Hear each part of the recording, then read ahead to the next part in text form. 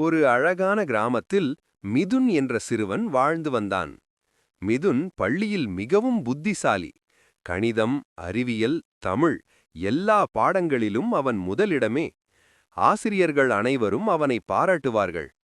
ஆனால் மிதுனுக்கு ஒரு குறை இருந்தது. அவன் தன்னை மிக அறிவாளி என்று நினைத்துக் கொண்டான். நான் எல்லாம் தெரிந்தவன், மற்றவர்கள் என்கிட்ட கற்றுக்கொள்ளணும் என்று அடிக்கடி சொல்வான். ஒரு நாள் பள்ளிக்கு புதிதாக மாணிக்கம் என்ற வயதான ஆசிரியர் வந்தார். அவர் மெதுவாக பேசுவார், எளிமையாக நடந்து கொள்வார். ஒவ்வொரு நாளும் பள்ளிவாசலில் இருக்கும் விநாயகர் சிலைக்கு வணங்கிய பிறகே வகுப்புக்குள் வருவார். மிதுன் அதை கவனித்துக் கொண்டிருந்தான். இவ்வளவு படித்த ஆசிரியர் கூட சிலைக்கு வணங்குறாரே என்று அவன் மனத்தில் சிரித்துக் கொண்டான். ஒரு நாள் ஆசிரியர் வகுப்பில் கேட்டார், குழந்தைகளே, அறிவு என்றால் என்ன? மிதுன் உடனே கையுயர்த்தினான். அறிவு என்றால் புத்தகத்துல இருக்கிற எல்லாம் தெரிஞ்சுக்கிறது சார். ஆசிரியர் மெதுவாக சிரித்தார். சரி, இன்னொரு கேள்வி. அறிவாளி என்றால் யார்?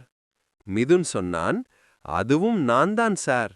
வகுப்பு முழுவதும் சிரித்தது. அன்று மாலை மிதுன் வீட்டுக்குப் போகும் வழியில் ஒரு காட்சியை பார்த்தான். அந்த கிராமக் கோவிலில் ஒரு முதியவர் தாழ்ந்து வணங்கிக் கொண்டிருந்தார். அவர் அந்த ஊரின் பெரிய அறிஞர் என்று எல்லாரும் சொல்வார்கள். மிதுனுக்கு ஆச்சரியம்.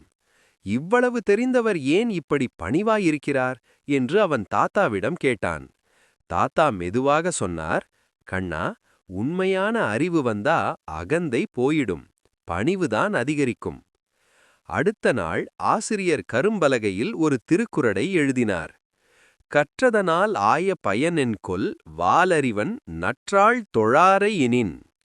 பிறகு அவர் விளக்கினார், நல்ல அறிவாளி என்றால் அவன் கற்றதால என்ன பயன்? அவன் நல்லவர்களின் பாதத்துக்கு வணங்க கற்றுக்கொள்ளாவிட்டால் அந்த கல்விக்கு அர்த்தமே இல்லை.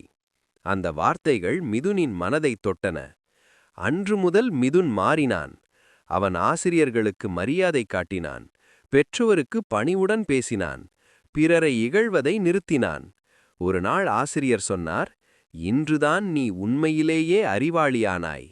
மிதுன் சிரித்தான். அவனுக்கு இப்போது தெரிந்தது, கல்வி என்பது பெருமைக்காக அல்ல, பணிவை கற்றுக்கொள்வதற்காக. கதையின் கருத்து, படிப்பு மட்டும் போதாது, நல்ல குணமும் வேண்டும்.